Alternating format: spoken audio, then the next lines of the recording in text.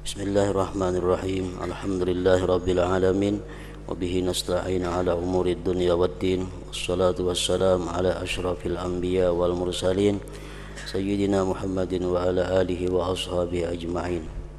Qala al-musannif al-imam Abu Hamid Muhammad bin Muhammad al-Ghazali rahimahullah wa nafa'ana bi ulumihi wa qad warada fi akhbarin katsirah man hamma bi hasanati wa lam ya'malha kutibat lahu hasanah.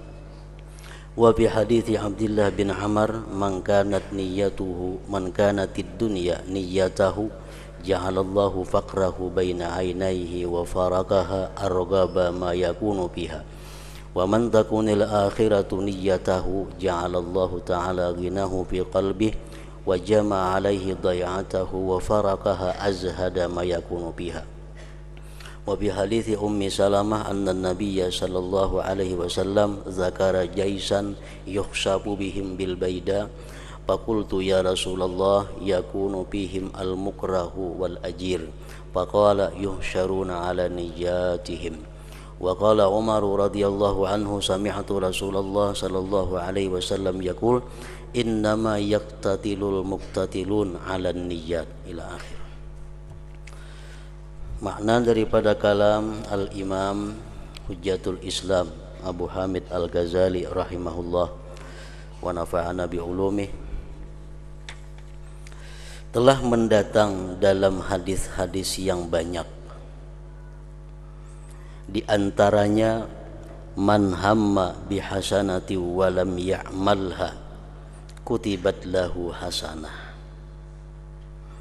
Artinya barang siapa bercita-cita dengan suatu kebaikan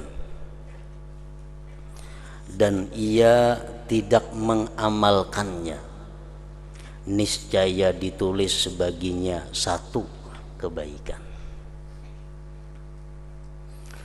Nah, maksud daripada ini hadis adalah orang-orang yang sudah membulatkan tikadnya, hatinya sudah bulat, sudah mantap untuk berbuat satu kebajikan. Namun karena ada sesuatu halangan yang kada bisa dihindari sehingga dia tidak sempat atau tidak jadi melakukan apa yang diniatkannya atau dicita-citakannya itu, maka dia mendapat satu kebaikan, satu pahala di sisi Allah Subhanahu wa ta'ala. Nah, ini salah satu di antara keutamaan niat seseorang.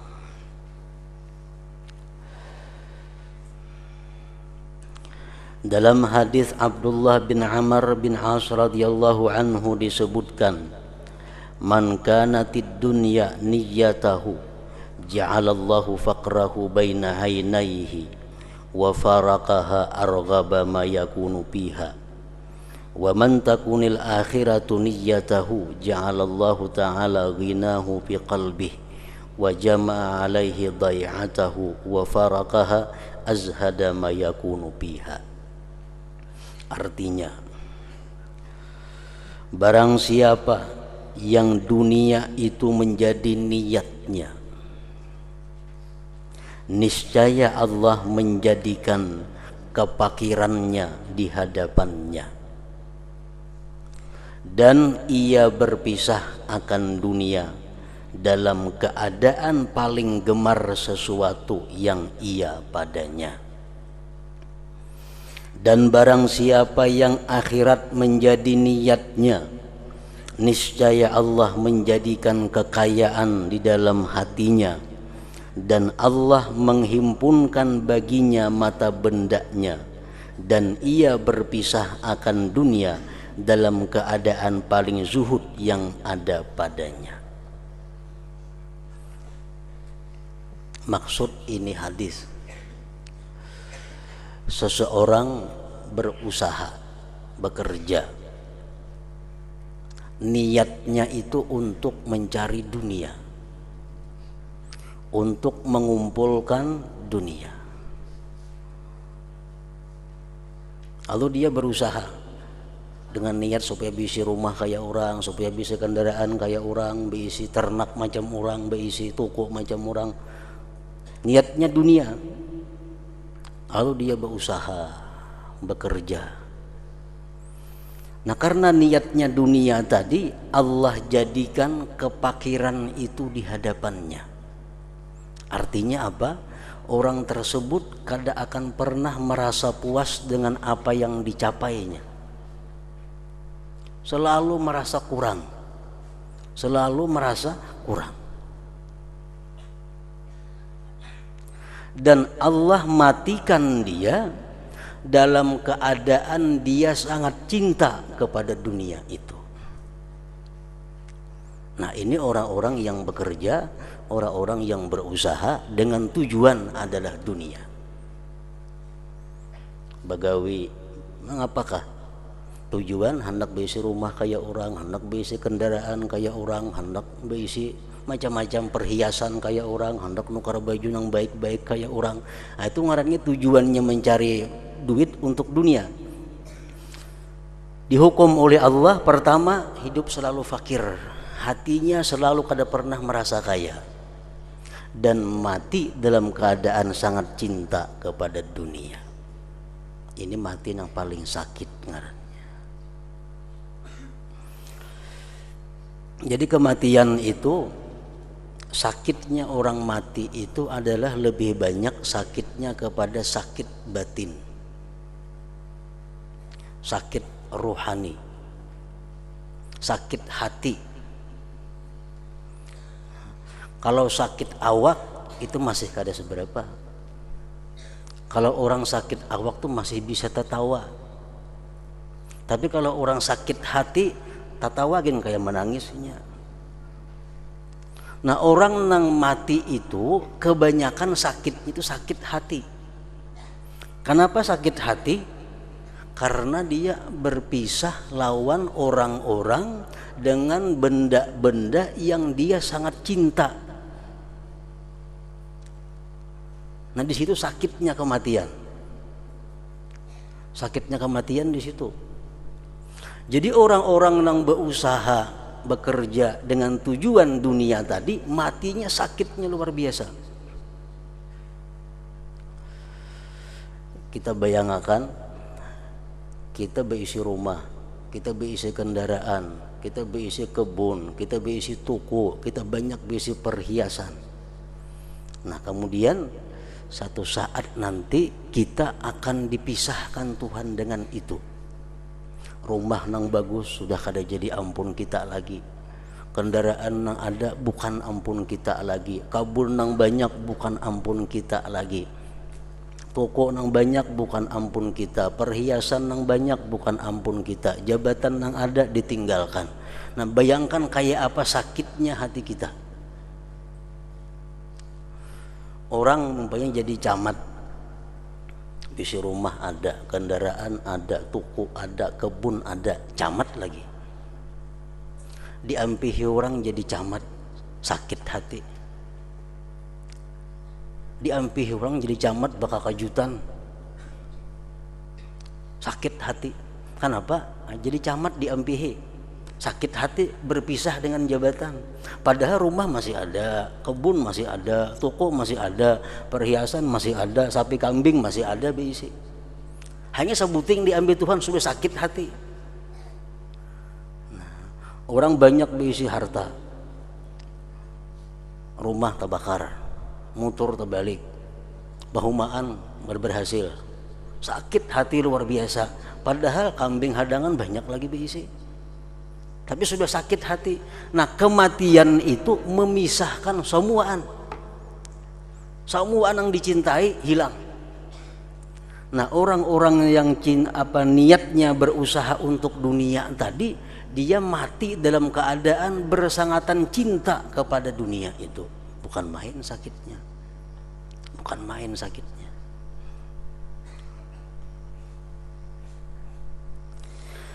Nah, lalu sambungan hadis ini, siapa-siapa yang adalah niatnya itu akhirat, niatnya akhirat, itu Allah jadikan kekayaan dalam hatinya, dan Allah himpunkan mata bendanya dan Allah matikan dia dalam keadaan sedikit pun tidak ada cinta kepada dunia, nyaman matinya tuh,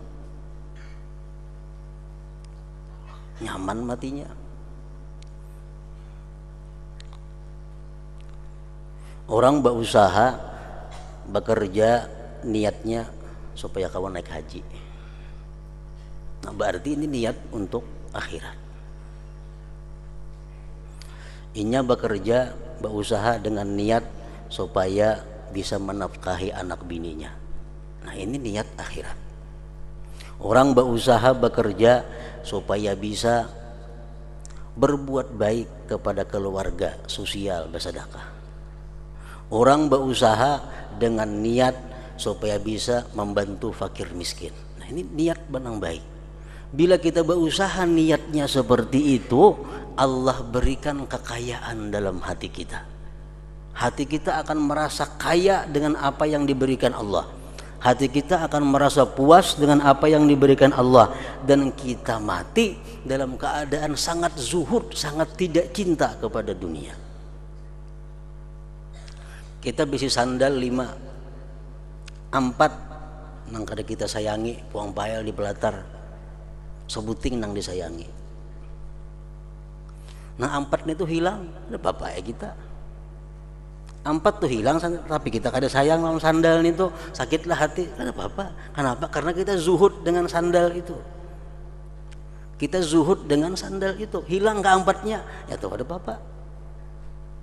Nah, kaitulah orang-orang yang berusaha dengan niat akhirat, dia mati dalam keadaan sedikit pun hatinya tidak ada mencintai dunia. Matinya lalu nyaman. Wa faraqaha azhada ma yakunu biha. Dalam hadis Ummi Salamah radhiyallahu anha bahwasanya Nabi sallallahu alaihi wasallam menyebutkan tentara di mana padang pasir menenggelamkan mereka. Lalu saya bertanya, ujar Ummi Salamah, ya Rasulullah, di antara mereka ada orang yang dipaksa dan ada orang yang menjadi buruh. Maka Rasulullah SAW bersabda, yuhsyaruna ala niyatihim, artinya mereka dihalau menurut niat mereka. Ini ada pasukan perang hendak menyerang sesuatu daerah. Sampai di tanah lapang ditenggelamkan Allah. Maka di tanah lapang itu banyak manusia-manusia lain yang kada tentara, umpat juga tenggelam.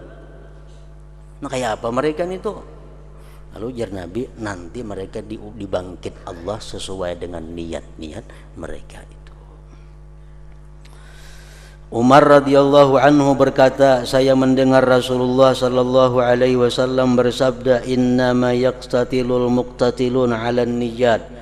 Artinya sesungguhnya orang-orang yang berperang itu berperang menurut niat mereka. Belum tentu orang yang perang sabilillah itu baik, tergantung niat mereka.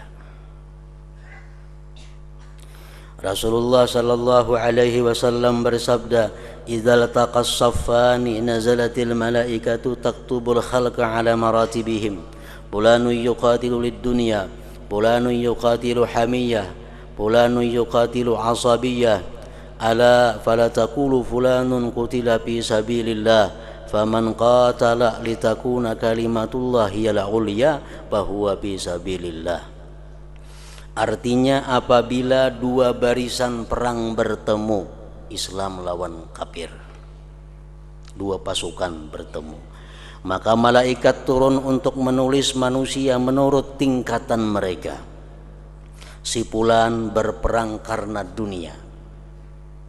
Si fulan itu berperang untuk mencari harta pampasan perang. Walaupun inya mati dibunuh orang kafir, ini orang kada sabilillah. Si fulan berperang karena marah. Aku saling sarikan lawan si fulan itu nah, lawan si kafir itu hendak membunuh kada wani rahatan berperang pas bertemuan nih. Balas dendam. Si fulan berperang karena fanatik golongan, kabilah-kabilah, suku-suku. Ingatlah, janganlah kamu berkata si fulan terbunuh fi sabilillah, maka barang siapa berperang agar agama Allah itu paling tinggi, maka ia di jalan Allah. Jadi kita jangan hendak mengatakan si fulan itu adalah fi sabilillah. Orang nang sabilillah itu orang yang berperang dengan tujuan meninggikan agama Allah Subhanahu wa ta'ala.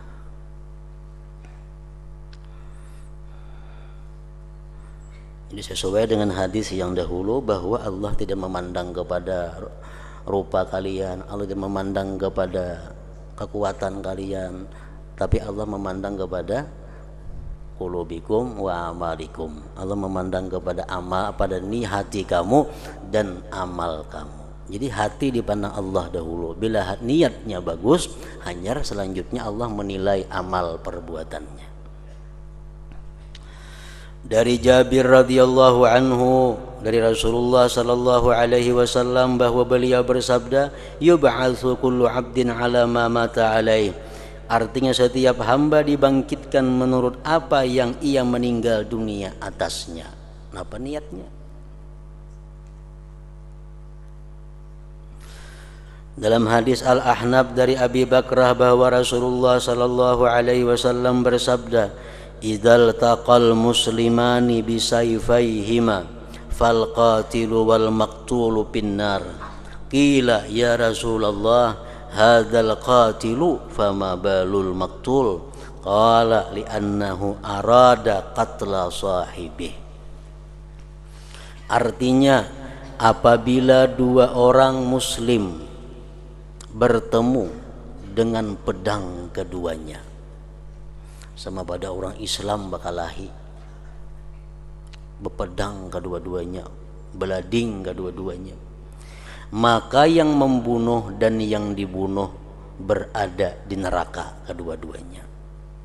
Nang dibunuh masuk neraka, nang membunuh pun masuk neraka juga. Ditanyakan, wahai Rasulullah, ini yang membunuh masuk neraka? Kan wajar aja membunuh, wajar membunuh masuk neraka. Maka bagaimana keadaan orang yang dibunuh masuk neraka? Kenapa yang dibunuh masuk neraka juga? Beliau bersabda, karena ia berkehendak membunuh temannya. Tapi tak dahulu orang misal pada belading. Nah, jadi nang saikong itu masuk neraka karena amal perbuatannya, nang saikong masuk neraka karena niatnya. Karena niat.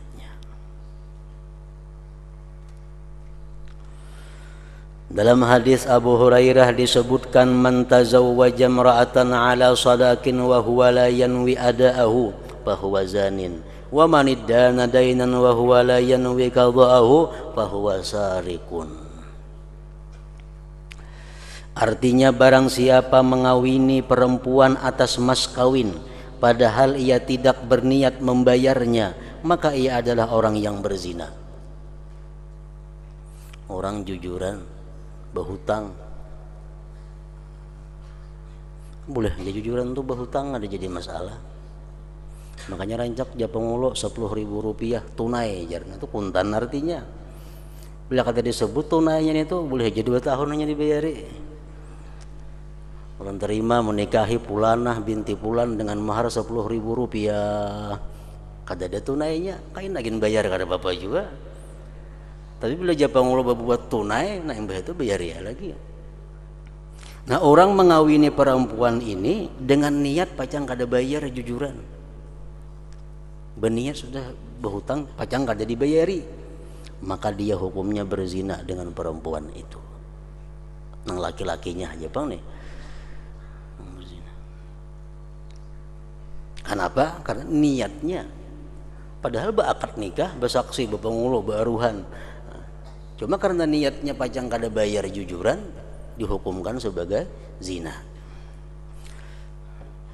Dan barang siapa berhutang suatu hutang sedangkan ia tidak berniat melunasi hutangnya, maka ia adalah pencuri. Berhutang di hati sebenarnya pacang kada bayar. Nah,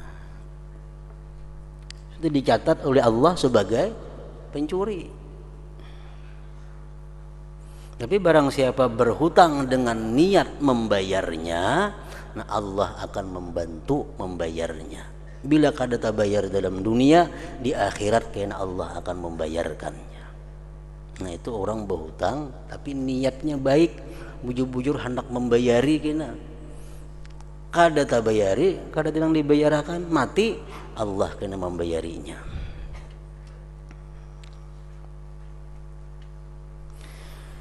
Dan Rasulullah sallallahu alaihi wasallam bersabda, man tatayyaba lillahi ta'ala jaa yaumal qiyamah wa rihuhu atyabu minal miski wa man tatayyaba li ghairillah jaa yaumal qiyamah wa rihuhu antanu minal jifah.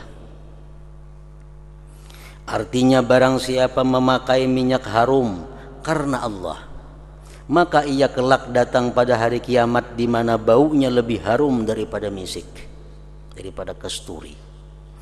Dan barang siap memakai minyak harum karena selain Allah, maka ia kelak datang pada hari kiamat di mana baunya lebih busuk daripada bangkai.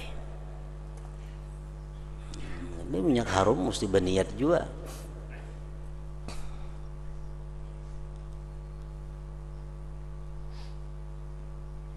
Minyak harum perkara yang mubah pada dasarnya, perkara yang dibolehkan itu pada dasarnya. Dalam kitab Qutul Qulub disebutkan demikian, bahwa minyak harum itu adalah perkara yang mubah pada dasarnya. Nah, lalu tergantung niat kita. Niat kita baik, dia akan membawa pahala. Niat kita kada baik, dia akan membawa kepada dosa. Dalam kitab Manhajus Sawi dijelaskan bahwa kalau kita berminyak harum, supaya kita banyak mendapat pahala dengan berminyak harum itu, maka diperlukan beberapa niat yang baik supaya pahala dan di akhirat kita bau harum lebih daripada bau harumnya kasturi. Yang pertama, kita berniat berminyak harum itu ittiba' sunnatir rasul, mengikuti sunnah Rasul. Rasulullah ketujuh sini berminyak harum, jadi aku ketujuh juga.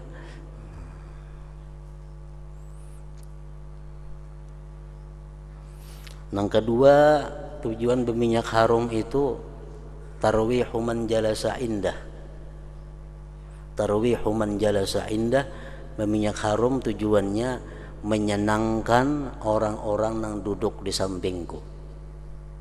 Kan nyaman dihiga duduk harum, minyak harum.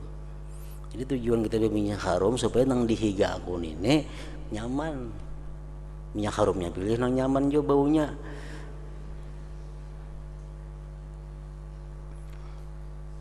Tarawih man jalasa indah.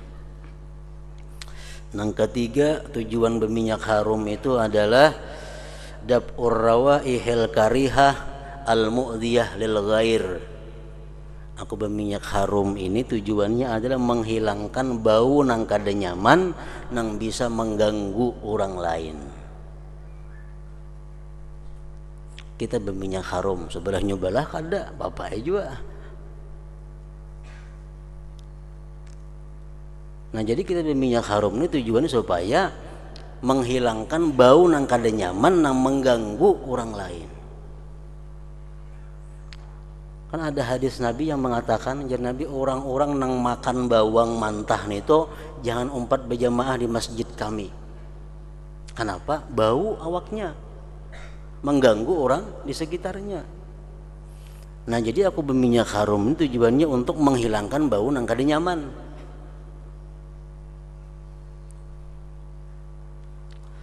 Yang keempat, berminyak harum itu tujuannya adalah hasmu babil ghibah. Hasmu babil ghibah artinya apa? Menutup pintu gibah. Karena mun kita kada berminyak harum sampai orang nanti bau banget katiak. Nah, lalu jadi dosa orang menggibah seorang. Karena apa? Karena seorang kada berharum-harum. Nah, jadi baharu haram itu termasuk tuh niatnya adalah untuk menutup pintu ghibah. Mau ghibah orang jadi berdosa gara-gara kita. Nang kalima tujuan berminyak haram itu ziyadatul akli, menambah akal.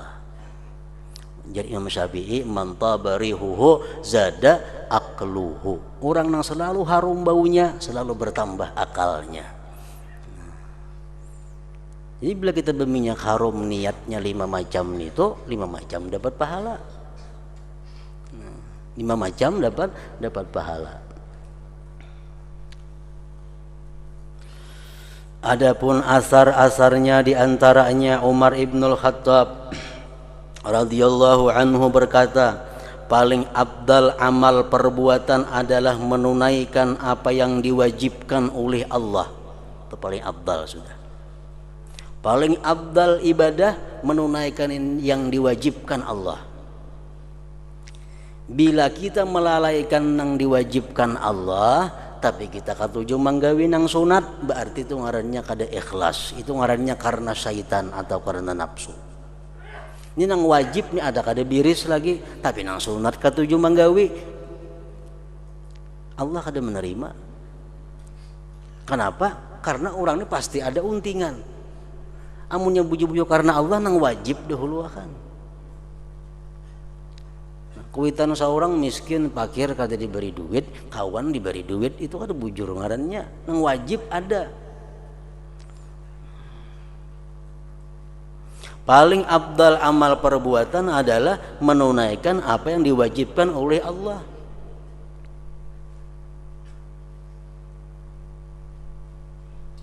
Amanang kayak bini-bini lawan laki kada bagus kelakuan, lawan laki kada baharum harum, kada beberasi, sudah ka orang lain baharu harum beberasi lamah lembur kelakuannya kada bujur bini-bininya,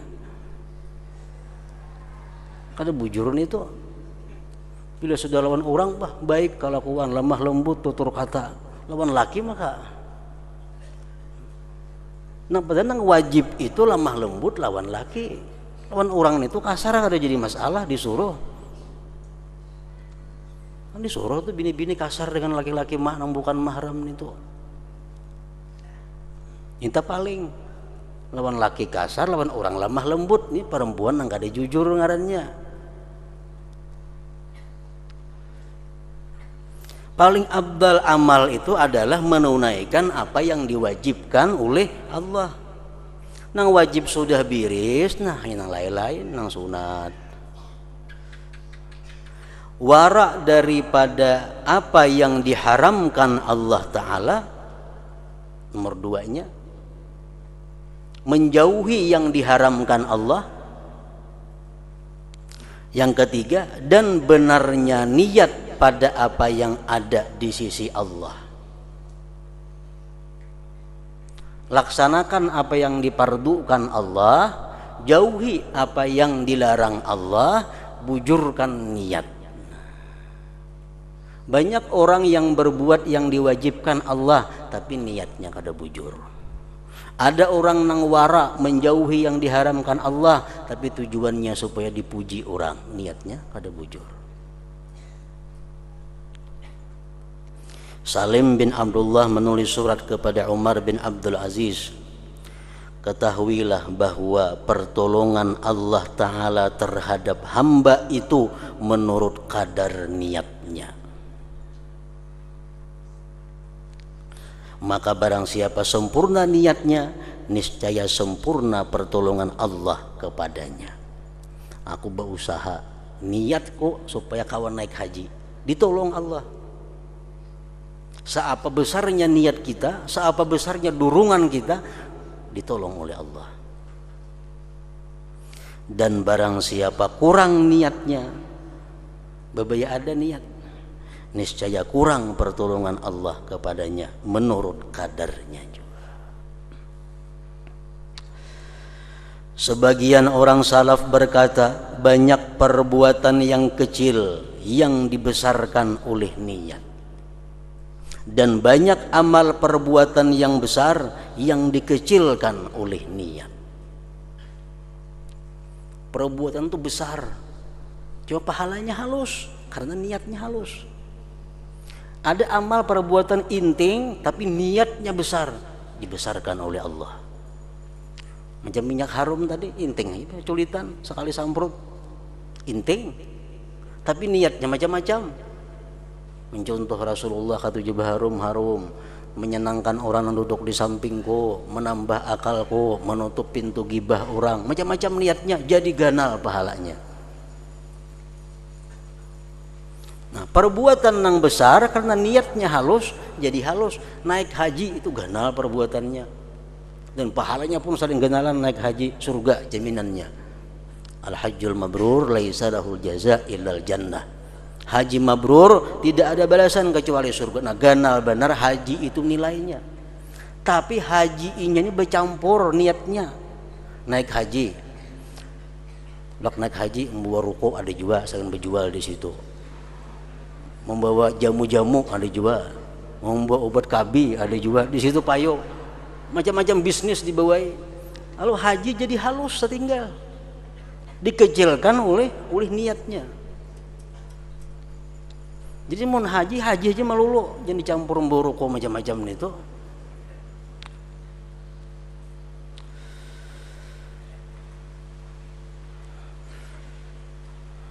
Banyak perbuatan yang kecil yang disebabkan oleh niat, dan banyak amal perbuatan yang besar yang dikecilkan oleh niat.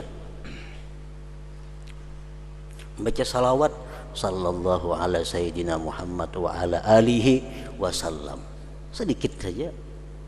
Tapi kalau niat kita bagus, niat kita besar, menjadi besar. Ada orang bersalawat umpatan saja, berniat kada apa kada, itu halus nilainya. Tapi kalau kita bersalawat itu walaupun sekali salawat, cuma niatnya pertama menjunjung perintah Allah. Dalam Al-Quran Allah menyuruh bersalawat lawan Nabi Muhammad sallallahu alaihi wasallam. Nah, yang kedua, aku bersalawat ini tujuannya karena aku cinta kepada beliau. Walaupun hati kita kurang cinta, akan ditambah Allah kecintaan. Yang ketiga, aku bersalawat ini karena syaukan ilaih, karena aku rindu kepada beliau. Walaupun kita kurang rindu, akan ditambah Allah kerinduan kepada Nabi. Yang keempat, niat kita untuk membesarkan haknya Nabi Muhammad sallallahu alaihi wasallam. Yang kelima, tujuannya karena membesarkan, karena cinta kepada keluarga Nabi Muhammad sallallahu alaihi wasallam. Nah, sekali aja bersalawat sallallahu alaihi sayyidina Muhammad wa ala alihi wasallam, tapi saling ganalan pahalanya. Kenapa? Niatnya ganal. Niatnya ganal. Kayak duit salambar cuma 100.000, ganal nilainya.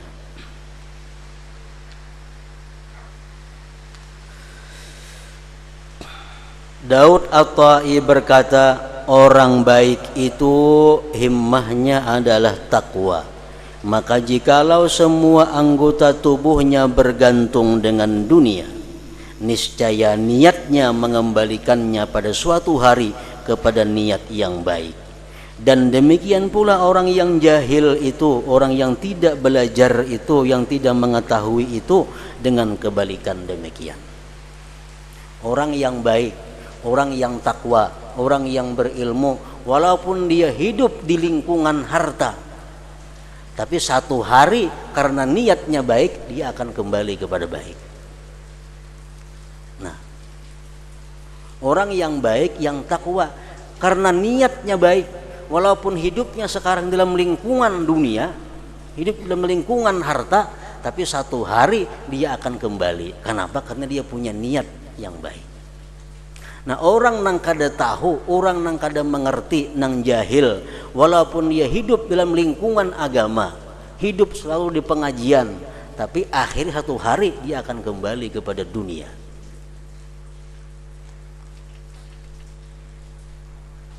Dan demikian pula orang yang jahil itu dengan kebalikan demikian.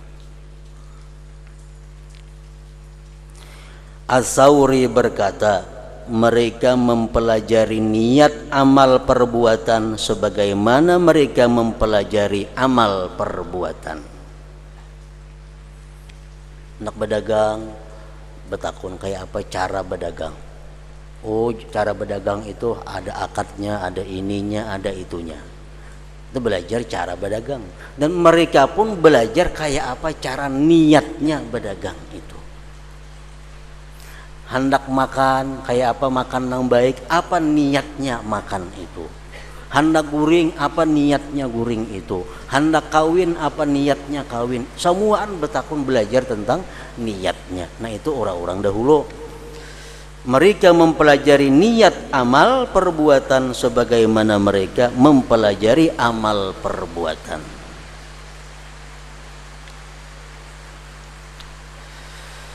Sebagian ulama berkata, carilah niat bagi amal perbuatan sebelum amal perbuatan. Sebelum hendak menggawe sesuatu, cari niatnya dulu. Besah jakub. Hendak apa-apa, hendak kemana-mana, niatnya dulu. Apa niatnya? Carilah niat bagi amal perbuatan sebelum amal perbuatan. Dan selama kamu terus-menerus berniat kebaikan, maka kamu dalam kebaikan. Kita duduk di masjid jam 5 kamarian. Duduk di masjid. Kenapa duduk di masjid? Niatnya menunggu maghrib. Menunggu maghrib niatnya. Duduk di masjid. Mana tak guringan duduknya. Tapi niatnya menunggu maghrib. Nah, mulai pukul 5 sampai maghrib, ia dicatat Allah sebagai orang yang selalu sembahyang maghrib. Selalu kebaikan. Karena niatnya tadi.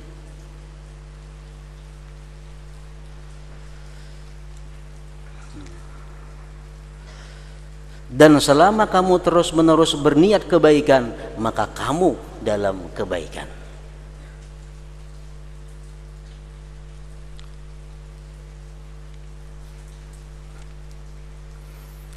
Sama orang nang menunda pembayaran hutang karena orangnya kada mampu. Disebutkan dalam kitab nang dahulu, dijelaskan bahwa kalau kita menagih hutang, hutangnya berapa? 10.000 rupiah. Ditagih, jarnya kada kau bayar, nah kada berduit lagi. Ayo ha, karena bila ada bayari, bulik. Berapa hari ini belum bayar? Nah setiap hari kita dihukumkan bersedekah 10.000 rupiah. Kenapa? Karena niat kita memberi kemudahan, keringanan kepada orang untuk membayar hutang kepada kita.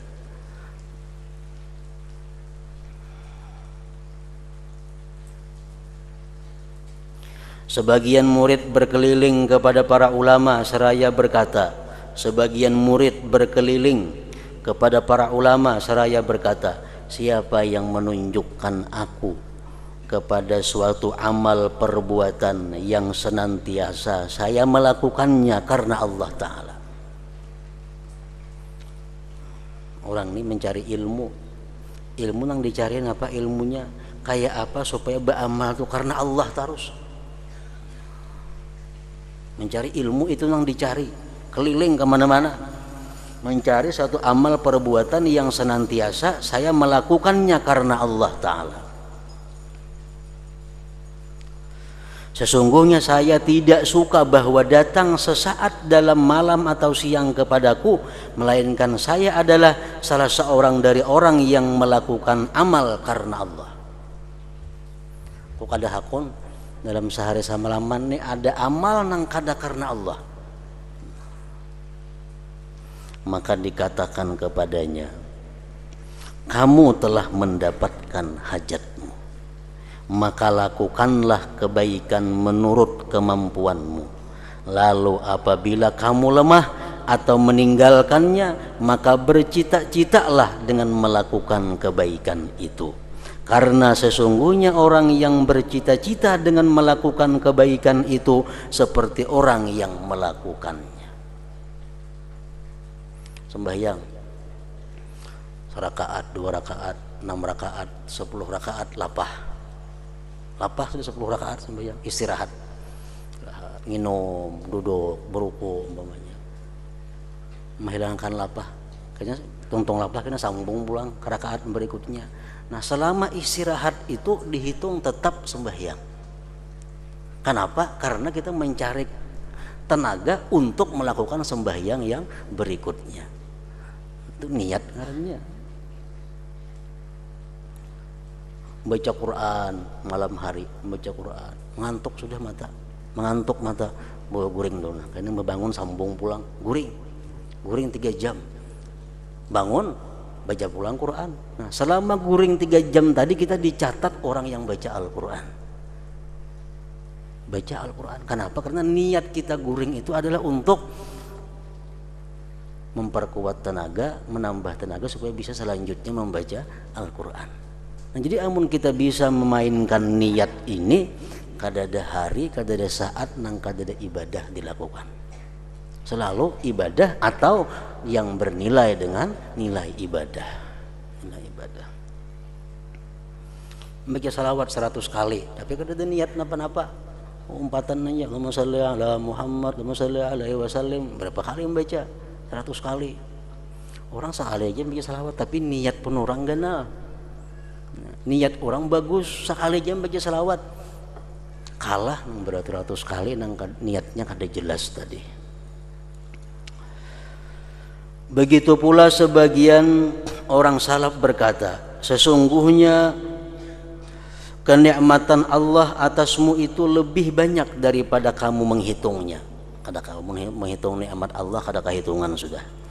Dan sesungguhnya dosa-dosa itu lebih tersembunyi daripada kamu mengetahuinya. Kalau kita menghitung dosa, kada kehitungan juga. Tetapi pagi-pagilah kamu menjadi orang yang bertobat, dan suri-surilah kamu menjadi orang yang bertobat, niscaya diampuni bagimu dosa-dosa yang diantara yang demikian. Subuh tobat kepada Allah kalau ada dosa-dosa malam tadi. Ini sudah berniat kena kemarin kena aku tobat pulang kalau ada dosa-dosa yang di siang hari. Nah, jadi 24 jam kita selalu orang yang bertobat kepada Allah Subhanahu wa taala karena niatnya tadi. Nah, ke situ Nabi Isa alaihissalam bersabda,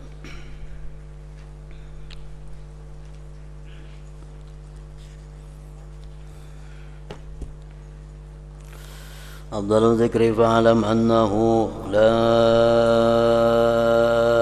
ilaha illallah Muhammadur Rasulullah la ilaha illallah Muhammadur Rasulullah la ilaha illallah Muhammadur Rasulullah la ilaha illallah la ilaha illallah la ilaha illallah la ilaha illallah la ilaha illallah Allahu Allah Allahu Allah Allahu Allah Allahu Allah Allahu Allah Allahu Allah Allahu Allah Allahu Allah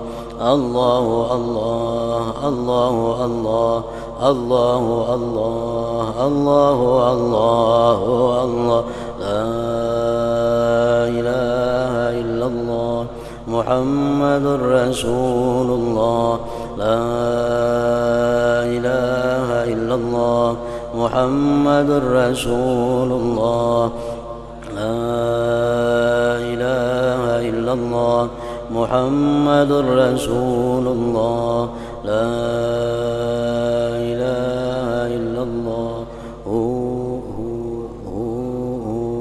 Al-Fatihah ila Allatin Nabi